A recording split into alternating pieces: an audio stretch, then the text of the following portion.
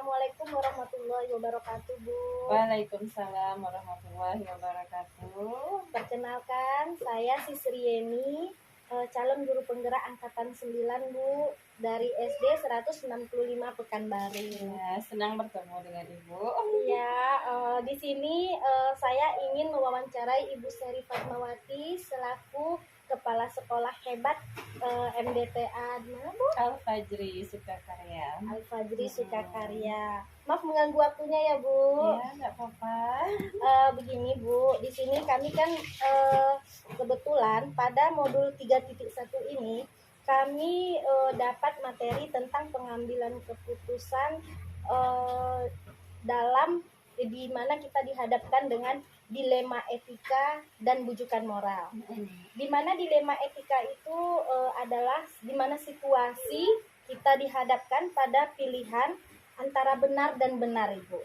Sedangkan bujukan moral adalah situasi di mana kita dihadapkan dengan dua pilihan antara benar dan salah.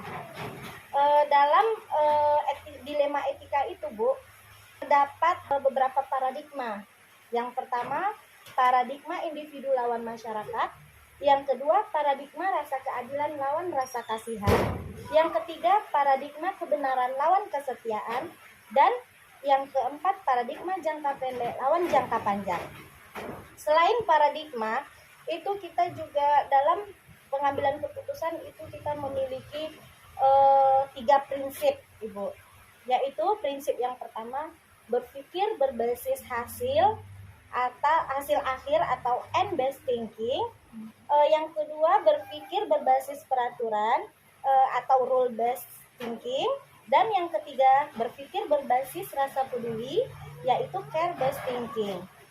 Nah, dalam pengambilan keputusan dilema etika yang kita hadapi ini, Bu, itu tuh dapat diuji kebenarannya melalui 9 langkah pengujian nih, Bu, sebelum kita mengambil keputusan yang mana yang harus kita ambil ya, Bu ya. Yaitu 9 langkah itu yang pertama yaitu mengenal nilai-nilai yang saling mengenali nilai-nilai yang saling bertentangan, menentukan siapa saja yang terlibat, kumpulkan fakta-fakta yang relevan, pengujian benar atau salah, pengujian paradigma benar lawan benar, melakukan prinsip resolusi lawan investigasi opsi trilema, membuat keputusan dan tinjau lagi keputusan serta refleksikannya, Bu ya. Nah, itu adalah materi yang kami pelajari.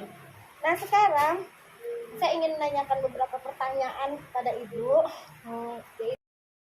Baik, Bu, pertanyaan yang ketiga, langkah-langkah atau prosedur seperti apa yang biasa Ibu lakukan selama ini dalam mengambil keputusan, Bu? Yang pertama, tentunya kita harus mempertimbangkan peraturan yang berlaku di sekolah di tempat kita mengajar. Yang kedua, kita harus cari tahu kebenarannya dulu. Kemudian yang ketiga, kita pertimbangkan keputusan yang akan kita ambil dengan efek nanti yang akan terjadi kepada guru. Kemudian yang keempat, bagaimana hubungan kita nanti dengan guru kita dalam melaksanakan keputusan yang sudah kita ambil tadi. Oke, baik, Bu. Nah, pertanyaan yang berikutnya, hal-hal apa saja yang selama ini Ibu anggap efektif dalam pengambilan keputusan pada kasus-kasus dilema etika yang Ibu hadapi? Yang pertama, tentunya kita harus mempertimbangkan sejauh mana permasalahan yang terjadi. Yang kedua, tentunya harus kita komunikasi dengan guru yang bersangkutan, sebagaimana tentu kita harus tahu dulu persoalannya seperti apa. Nah, kemudian dia pengennya seperti apa.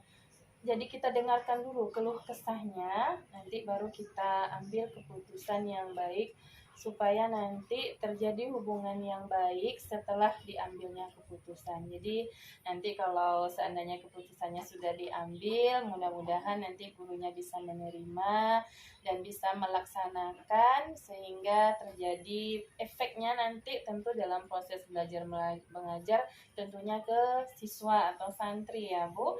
Jadi kalau seandainya sudah diambil keputusan, mudah-mudahan ibunya bisa menerima dengan baik sehingga tidak berpengaruh dalam proses belajar mengajarnya.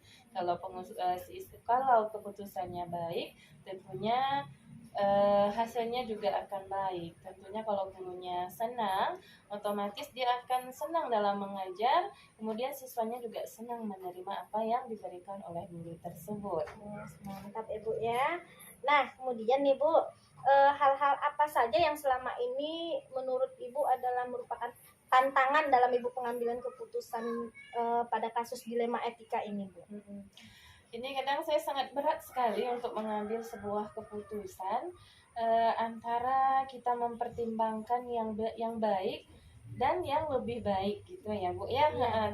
Kadang-kadang kita merasa mungkin ini yang terbaik untuk kita, tapi tidak terbaik untuk guru kita gitu. Iya, benar. Jadi susah kali untuk mempertimbangkannya, sehingga dicarilah suatu keputusan yang bisa mempertimbangkan hubungan antara atasan dan juga bawahan dengan masalah yang terjadi. Jadi hal yang paling penting untuk dipertimbangkan itu Bu, menjaga perasaan. Karena kalau perasaan ini sudah terluka Bu, apapun yang kita lakukan tentunya akan ngefek dengan suatu kerjaan yang kita lakukan. Jadi kalau seandainya keputusan kita baik, tentunya kita harus mempertimbangkan sebaik-baiknya efek yang terjadi nanti, supaya gurunya nanti juga tidak merasa tidak merasa dia tidak dihormati, tidak dihargai. Jadi dalam suatu mengambil keputusan tetap kita menghargai guru tersebut, karena bagaimanapun guru itu kan yang sudah melengkapi dalam suatu sekolah itu untuk proses belajar mengajar. Karena tanpa guru tentu kepala sekolah tidak bisa berjalan sendiri. Jadi kita harus menjalin hubungan yang baik dalam situasi apapun. Bijaksana sekali ya Bu ya. Nah, kemudian Bu, apakah Ibu memiliki sebuah jadwal gitu Bu untuk menyelesaikan kasus dilema etika? Apakah Ibu langsung menyelesaikan di saat itu, di tempat itu, atau memiliki jadwal untuk menyelesaikan, prosedur seperti apa gitu Bu untuk menyelesaikan masalah dilema etika yang Bu alami? Oh iya. Begini ya Bu, untuk menyelesaikan suatu masalah itu tentunya harus kita pelajari sejauh mana permasalahan yang sudah terjadi. Kemudian kita tidak bisa menyelesaikannya secara langsung di tempat. Jadi harus kita pelajari dulu, dan sehingga kita tahu nanti tindak lanjutnya seperti apa, langkah yang harus kita ambil supaya permasalahan ini cepat selesai. Karena kita kan harus juga mempertimbangkan perasaan guru kita yang sedang mengalami masalah tadi Bu, sehingga dia tidak merasa dirinya tidak dihargai. Jadi kalau kita selesaikan di tempat, kemungkinan dia akan tersinggung dengan sikap kita, karena kita tidak menghargai dia. Setidaknya kita komunikasikan terlebih dahulu, sehingga kita tahu apa yang sedang dia alami dan kita bisa mengambil keputusan secara lebih baik, sehingga efeknya nanti juga akan baik bagi saya pribadi, tentunya bagi guru yang bersangkutan. Yang paling penting Ibu, kita harus menjaga hubungan Bu, silaturahmi dalam situasi kondisi apapun, karena itu sangat penting sekali Bu. Jadi jangan sampai nanti kalau terjadi suatu masalah, hubungan antara sesama kita akan renggang Bu. Jadi di sini tidak ada yang namanya atasan yang harus dihormati, tidak ada bawahan yang harus jadi kita sama Bu. Mungkin yang membedakan hanya selangkah saja, mungkin kebetulan saya selangkah di atas mereka.